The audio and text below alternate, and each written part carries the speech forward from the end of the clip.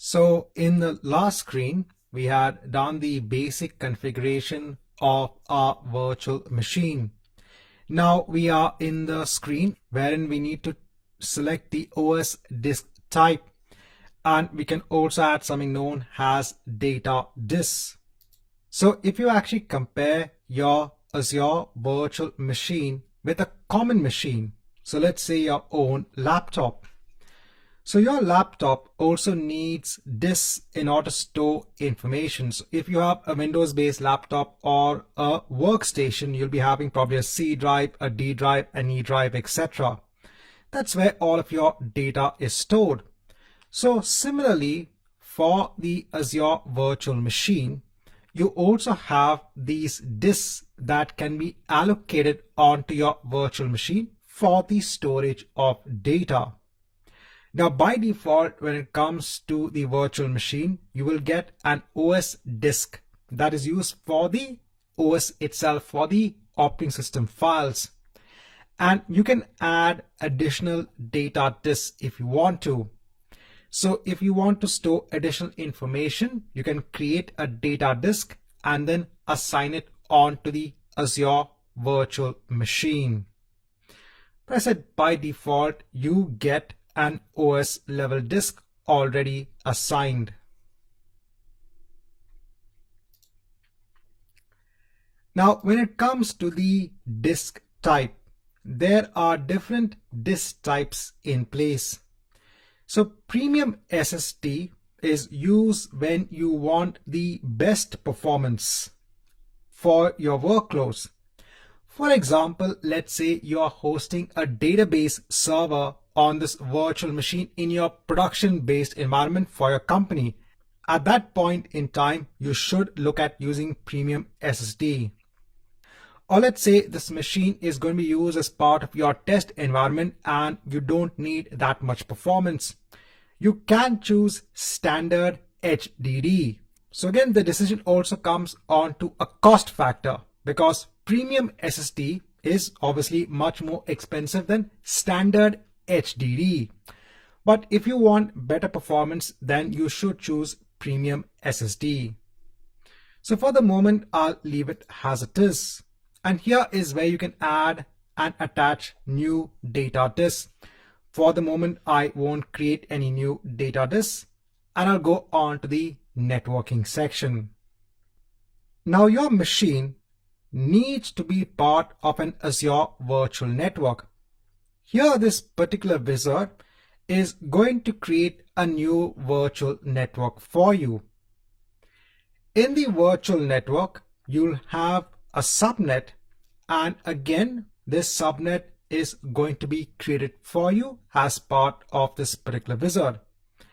And the machine will be assigned a public IP address, and here it will create a new public IP address.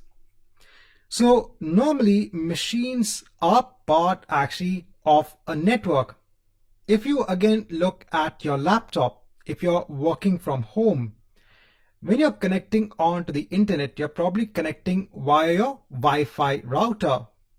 Now your Wi-Fi router also creates a network for your devices. So whether it be your mobile device or whether it be your laptop, everything will be part of a network. And you'll have an IP address that will be assigned onto each device in that network. That IP address is a numeral that actually helps to identify that particular device on the network. So your Wi-Fi router is able to take your request, pass it on to the internet, and then get the response back because it knows what is the IP address that is assigned onto your devices at home. These IP addresses will be mapped or given by your Wi-Fi router. So going back here, so it will be part of a virtual network, a subnet, and a public IP address. The public IP address is used for routing traffic on the internet. So if I go back onto my diagram here,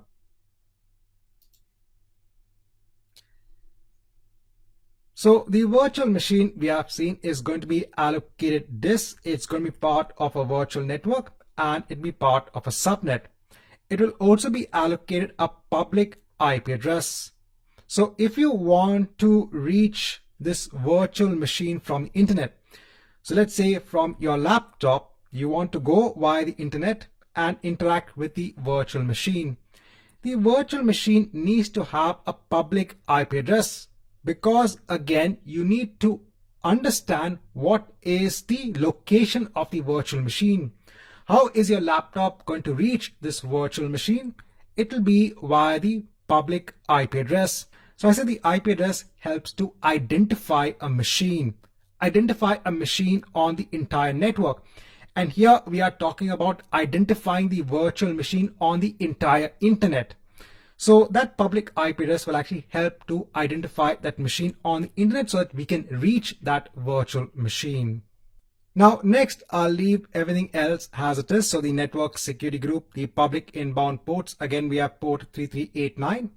Here I'll leave everything as it is. I'll go on to next for management. Now there are a lot of features and they keep on increasing when it comes to services in Azure. When it comes to the AZ900 exam, I'm trying to cover the most important aspects. So we cover the basics, the disk and the networking. For all of the remaining, I'll keep everything as it is. I'll go on to next for advanced, leave everything as it is. I'll go on tags. I'll go on to review and create. And here in the review and create screen, you will see what will be the estimated cost per hour for this virtual machine. So I said if you create the virtual machine now and if you terminate the virtual machine, you delete the virtual machine after an hour, this is how much you are going to be charged for. So in the review and create, you can go through all of the entire aspects and then you can hit on create. So let me hit on create to create the virtual machine. Now the virtual machine creation also creates a number of other resources. So I had mentioned that before. So it's going to create the public IP address. It's going to create, in our case, only the OS disk because we only mentioned that. It's going to create the virtual network. This will be a separate resource. So all of these will be separate resources that will be created along with the virtual machine. And all of this is going to be created by the wizard, whatever settings that we actually specified. So here you can see it creates something known as the network interface card, the public IP address, something known as the network security group, and the virtual network. And now it's going ahead and creating the virtual machine itself. This might take around 4 to 5 minutes. Let's come back once this is complete. Now, once we have the machine in place, so you'll actually get a notification. So here you're getting a notification that the deployment succeeded. So let me close this. And here I get now a link to go ahead onto the resource. So I'm on the resource page for my virtual machine. This is the name demo VM. And here I can see all of the overview aspects of the machine. And on the left hand side here, there are a lot of features that just keeps on growing when it comes to the virtual machine service. So every feature for any service will be located on the left hand side.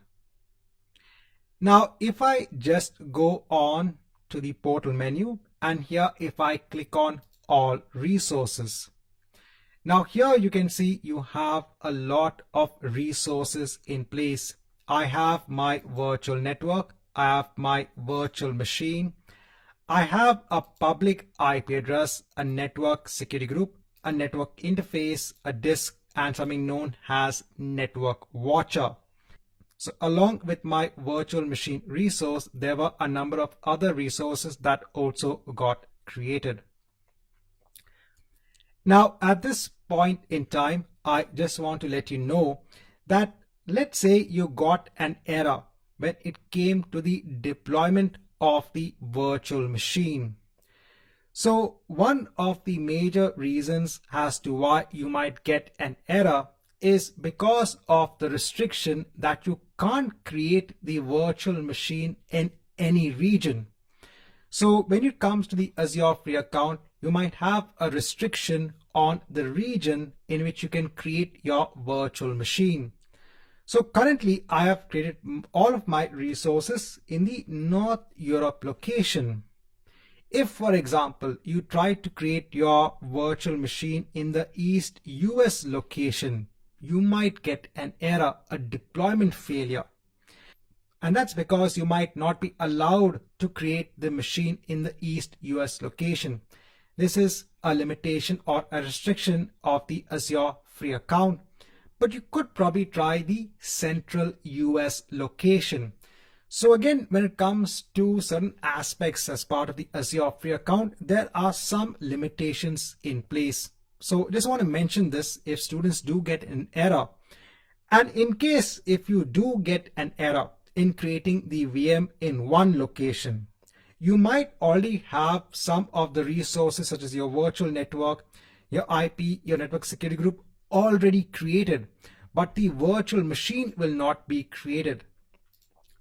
In such a case, if you want to have a clean slate of your resources, just click all of them and hit on delete.